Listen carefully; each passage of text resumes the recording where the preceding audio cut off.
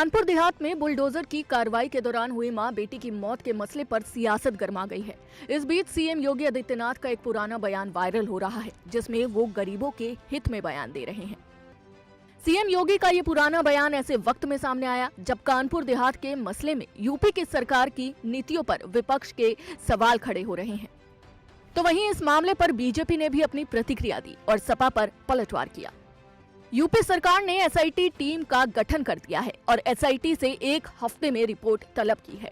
तो वहीं कानपुर देहात में बुलडोजर की कार्रवाई के दौरान जलकर हुई मां बेटी की मौत का मामला अभी ठंडा भी नहीं पड़ा था कि सीतापुर में बुलडोजर की कार्रवाई का मामला सामने आया है, जहां ग्राम समाज की जमीन पर अवैध कब्जा हटाने पहुंची तभी झोपड़ी में आग लग गई। झोपड़ी में आग लगने का वीडियो वायरल हो रहा है, जिसके बाद इन सभी घटनाओं को लेकर सियासत गर्म है, जिस पर विपक्ष हमलावर है।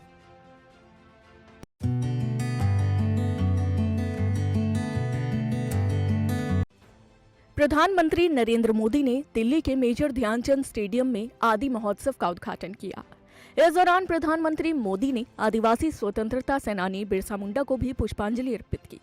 वहीं अपने संबोधन के दौरान पीएम मोदी ने कहा कि इस बार बजट में पारंपरिक कारीगरों के लिए पीएम विश्वकर्मा योजना शुरू करने की घोषणा भी की गई है।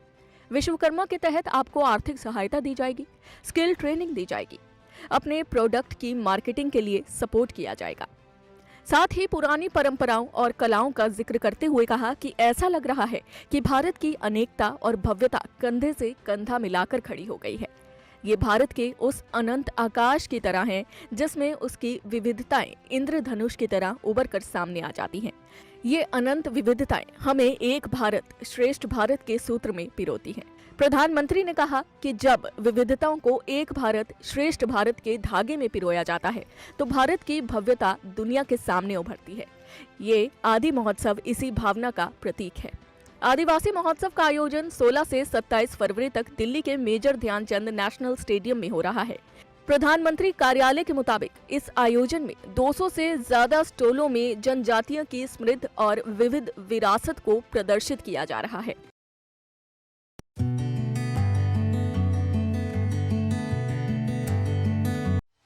बुधवार का दिन आईसीसी टेस्ट रैंकिंग के लिहाज से बेहद मजेदार रहा।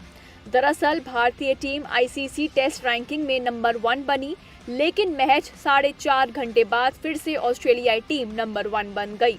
बुधवार दोपहर ऑस्ट्रेलियाई टीम आईसीसी टेस्ट रैंकिंग में नंबर 1 बनी थी, लेकिन बाद में टीम इंडिया टॉप पर पहुंच गई और शाम होते होते ऑस्ट्रेलियाई टीम फिर से नंबर 1 बन गई। आईसीसी की वेबसाइट में तकनीकी खामी की वजह से ऐसा हुआ। हालांकि ये कोई पहली बार नहीं है जब आईसीसी की वेबसाइट में कोई तकनीकी खामी देखने को मिली है। इससे पहले पिछले महीने भी आईसीसी की वेबसाइट में तकनीकी खामी आई थी। फिलहाल Australia team ICC test ranking में टॉप पर है। ऑस्ट्रेलिया टीम 126 रेटिंग पॉइंट्स के साथ टॉप पर है, जबकि टीम इंडिया 115 रेटिंग पॉइंट्स के साथ दूसरे नंबर पर काबिज है और इंग्लैंड 107 रेटिंग पॉइंट्स के साथ तीसरे नंबर पर है। इसी के साथ भारतीय टीम वनडे और टी20 इंटरनेशनल फॉर्मेट में रैंकिंग में नंबर 1 पर काबिज है। भारतीय टीम टी20 इंटरनेशनल रैंकिंग में 267 रन पॉइंट्स के साथ नंबर 1 पर काबिज है। वहीं वनडे रैंकिंग में भारत 114 रेटिंग पॉइंट्स के साथ टॉप पर है।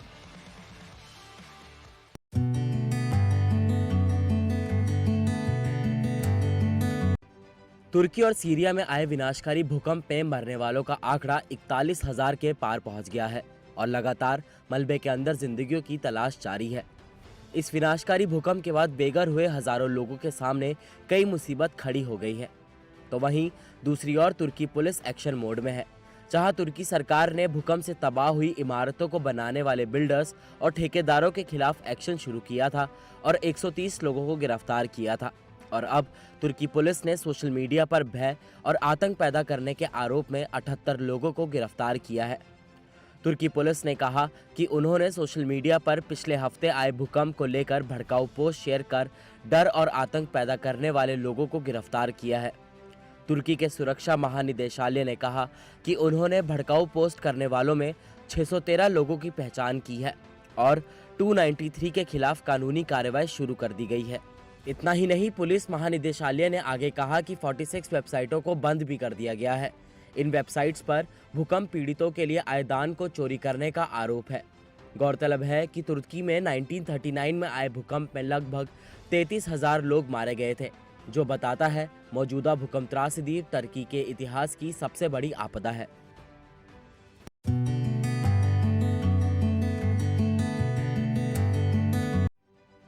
झारखंड के पलामू में दो गुटों के बीच पत्थरबाजी और आगजनी हुई, जिसके बाद इलाके में धारा 144 लागू कर दी गई।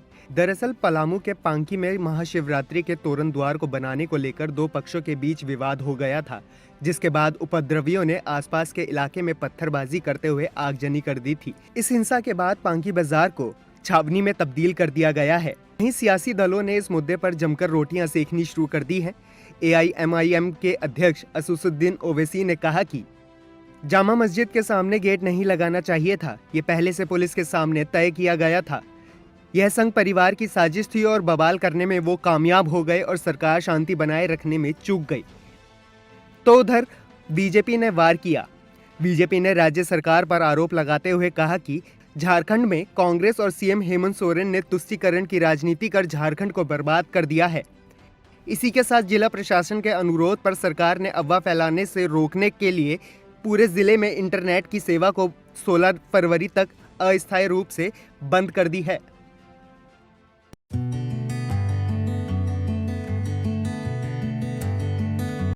श्रद्धा हत्याकांड आप सबको याद होगा और एक ऐसी ही वारदात फिर से हुई है, वो भी देश की राजधानी दिल्ली में, जहां पुलिस को एक ढाबे के फ्रिज में लड़की का शव मिला है और पुलिस ने आरोपी को गिरफ्तार कर शव को बरामद कर लिया है।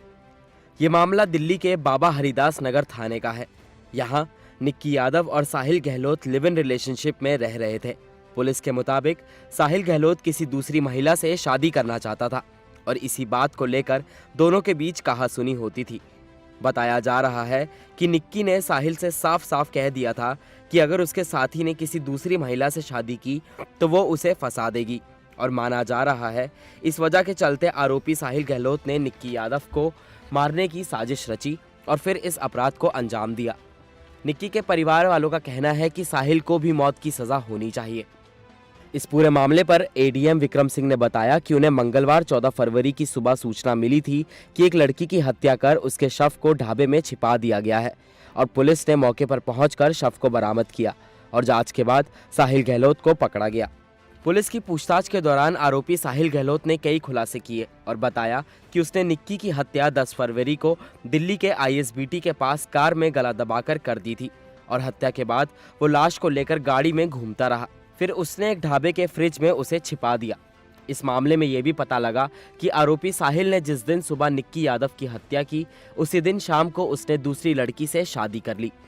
22 साल की निक्की हरियाणा के झज्जर की रहने वाली थी और 24 साल का साहिल नजफगढ़ के मित्राव गांव से है और दोनों 2018 से साउथ दिल्ली के उत्तम नगर में लिव इन रिलेशनशिप में रहते थे।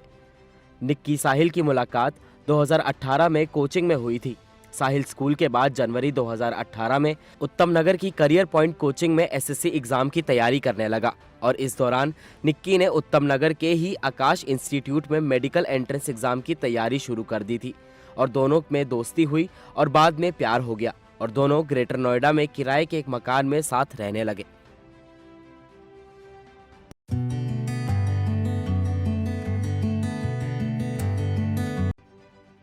कानपुर देहात में अतिक्रमण हटाओ अभियान के दौरान मां बेटी की जलकर मौत होने के मामले में पीड़ित पक्ष से डिप्टी सीएम ब्रिजेश पाठक ने बातचीत की। डिप्टी सीएम ने फोन पर वीडियो कॉन्फ्रेंसिंग के जरिए पीड़ित परिवार को न्याय दिलाने का आश्वासन दिया, जिसके बाद पीड़ित परिवार ने मां बेटी का अंतिम संस्कार करने के लिए राजी हुआ। इससे पहले पीड़ित परिवार मांग कर रहा था कि घटनास्थल पर खुद सीएम योगी आदित्यनाथ आए। फोन पर डिप्टी सीएम ब्रिजेश पाठक ने कहा कि ये घटना बहुत ही दिल दुखाने वाली है। वहीं पीड़ित परिवार ने डिप्टी सीएम से मुख्य आरोपियों की गिरफ्तारी की मांग की। बता दें, इस मामले में अब SDM समेत 39 के खिलाफ प्राथमिकी दर्ज कर ली गई है। साथ ही लेखापाल समेत 2 लोगों को गिरफ्तार भी किया जा चुका है, तो वहीं मृतकों का अंतिम संस्कार भी किया जा चुका है।